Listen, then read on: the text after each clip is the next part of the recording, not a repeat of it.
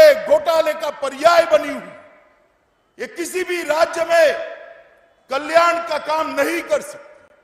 ना वो गरीबों का सोच सकती है, ना अच्छा प्रशासन का सोच सकती है।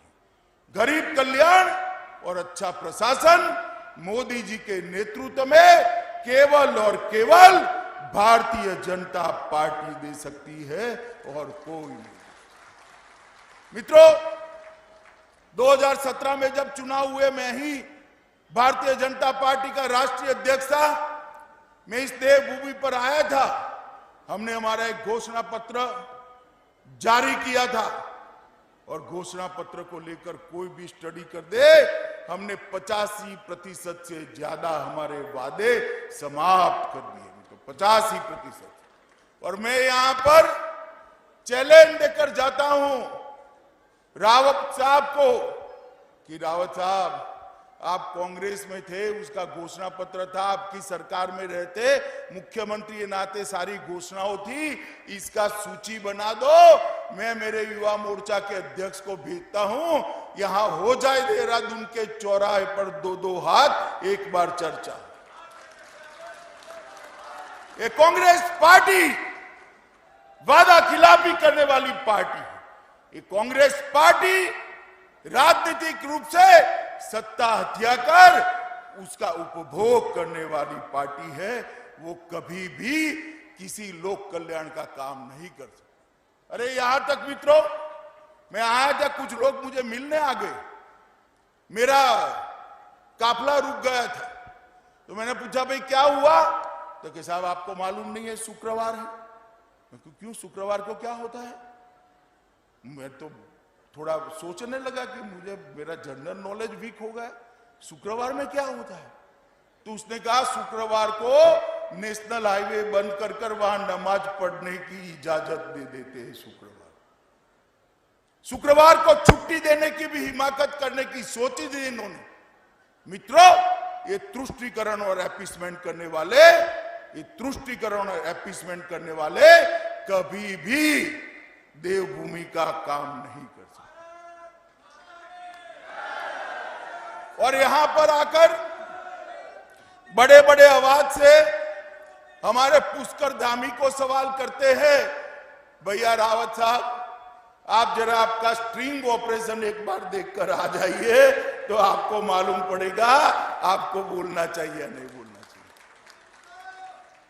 मित्रों, ये कांग्रेस पार्टी कभी भी उत्तराखंड का भला नहीं कर सकती। उत्तराखंड के अंदर विकास की बयान तभी आई जब पूर्ण बहुमत की, संपूर्ण बहुमत की भारतीय जनता पार्टी की सरकार, ये उत्तराखंड की जनता ने भारतीय जनता पार्टी को दी।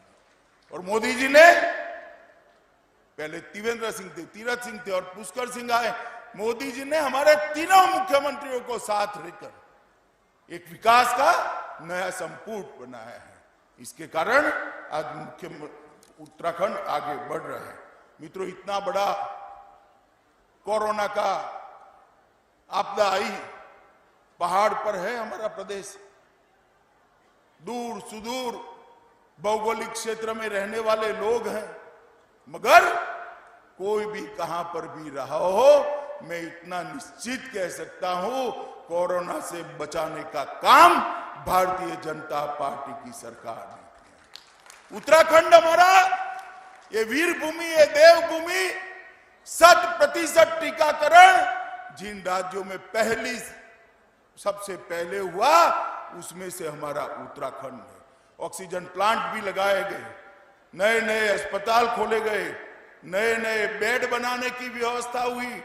तीसरी लहर आई नहीं, बद्री विशाल की कृपा है, मगर आती तो भी सारी तैयारियां हमारी भाजपा सरकार ने कर रखी थी। इस प्रकार से काम करते हैं। और अभी आपदा आई, आपदा के अंदर जैसे ही भारत सरकार से सूचना मिली, मुख्यमंत्री जी अयोध्या थे, सारे कार्यक्रम बंद कर वापिस आए और एक भी यात्री की जान नहीं गई है। मित्रों, एक भी यात्री की जान नहीं गई। दूसरे दिन ही रेस्क्यू ऑपरेशन आया, शुरू हो गया। मैं आया रात को बड़े सवेरे 9 बजे, रिव्यू बैठक चालू हुई। मैं तो आश्चर्यचकित हो गया, मेरे करने के लिए कुछ बाकी ही नहीं था। तो मैंने फिर सिर्फ बधाई देकर वापिस जाना ही उचित समझा। और मित्रों, हवाई निरीक्षण में मैं जहां जहां गया, मुख्यमंत्री, राज्य के चीफ मिनिस्टर, चीफ सेक्रेटरी और डीजीपी तीनों को वल्नरेबल पॉइंट्स मालूम थे, क्या प्रॉब्लम है, कहां अभी सुधार करना है। इस प्रकार की जागरूक सरकार जब हो तभी विकास हो सकता है।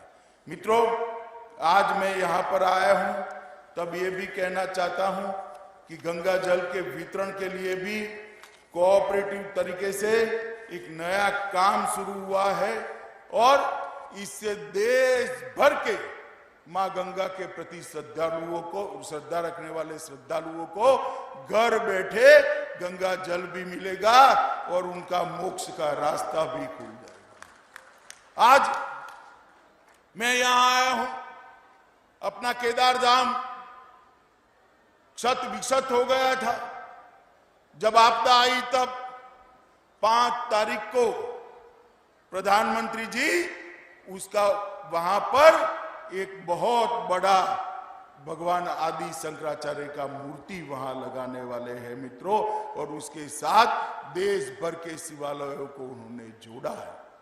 बद्रीनाथ की योजना तैयार हो गई, काम चालू होगा। केदारनाथ का पुनर्निर्माण आज समाप्ति के आरे पर है और आपका 4 धाम संपर्क का जो सुधार था वो 890 किलोमीटर क्या 11,680 करोड़ के खर्चे से 4 लेन रोड, अरे 4 वेदर रोड, 365 डे रोड आज समाप्ति की ओर जा रहा है।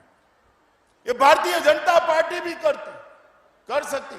उनको तो डर लगता था कि भाई केदार धाम का मंदिर बना लेंगे तो अपनी वोट बैंक क्या सोचेगी। रावत साहब, आप डरिए, हम किसी से नहीं डरते। ये बद्री विशाल और केदार धाम उत्तराखंड का नहीं, पूरे भारत का गौरव है, उसका पुनर्निर्माण होना ही चाहिए। अमृतसर कोलकाता औद्योगिक गलियारे के लिए 20,000 करोड़ का निवेश, ऋषिकेश कर्णप्रयाग नई रेल लाइन 125 किलोमीटर की 24,659 करोड़ का रेल निवेश, राष्ट्रीय राजमार्ग के नगीना काशीपुर खंड को 4 लेन का बनाना 2500 करोड़ का निवेश, काशीपुर सीतारखंड नेशनल हाईवे 74 757 करोड़ का निवेश, विष्णुगढ़ पीपलकोटी जल विद्युत परियोजना 450 मेगावाट की 3860 करोड़ का निवेश, तपोवन विष्णुगढ़ जल विद्युत परियोजना 5867 करोड़ का निवेश, हरिद्वार देहरादून चौड़ीकरण योजना 593 करोड़ का निवेश, Lata Tapovan hydro electric power project 1527 crore का निवेश, मुजफ्फरनगर हरिद्वार चौड़ीकरण 754 करोड़ का प्रोजेक्ट, किसाऊ 660 जल विद्युत परियोजना 7,000 करोड़ का project, Tehri pump storage plant 4,825 crore का प्रोजेक्ट और देवबंद रुड़की नई लाइन परियोजना 780 करोड़ का प्रोजेक्ट। मित्रों, 85,000 करोड़ के प्रोजेक्ट एक छोटे से राज्य में मोदी जी ने एक 5 साल के अंदर भेजने का काम करा है। मैं पूछना चाहता हूं कांग्रेस के नेताओं को, मैंने तो भारत सरकार ने क्या किया इसका हिसाब दे दिया 5 साल का, 2017 से 2022 तक। भाई आपकी भी 10 साल सरकार रही थी, सरदार मनमोहन सिंह इसके प्रधानमंत्री थे, रही थी या नहीं रही थी बताओ भाई, रही थी ना। अब कांग्रेस वालों को मैं सार्वजनिक रूप से कहकर जाता हूं, ये 10 साल के अंदर आपने उत्तराखंड से के लिए क्या किया इसका हिसाब जरा ये देवभूमि की जनता को दीजिए। ऐसे नहीं चलता है, आरोप कर कर भाग जाना, आंदोलन करना, कंक्रीट विकास करना पड़ता है। हमने 85,000 करोड़ के काम गिना दिए, सब पर अभी काम चल रहा है।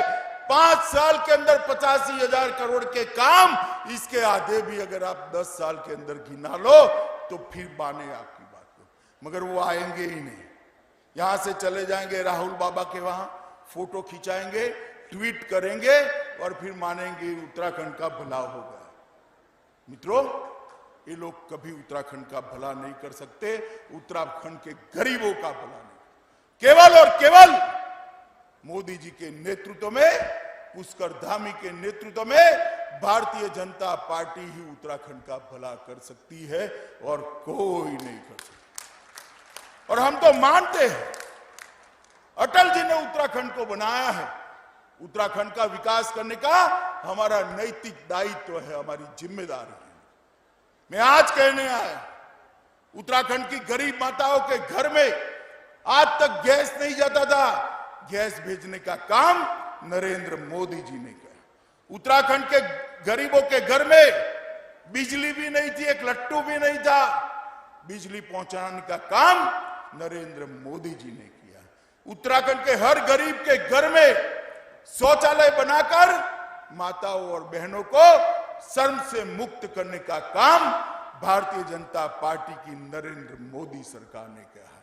उत्तराखंड के हर घर के अंदर एक हेल्थ कार्ड, जिसमें 5 लाख रुपया का आयुष्य का खर्चा भारत सरकार और उत्तराखंड सरकार उठाती है, ये भेजने का काम भारतीय जनता पार्टी की नरेंद्र मोदी सरकार। और मित्रों, ये दुर्गम क्षेत्र के अंदर भी हर घर के अंदर नल से जल पहुंचाने का भी हमारा संकल्प है।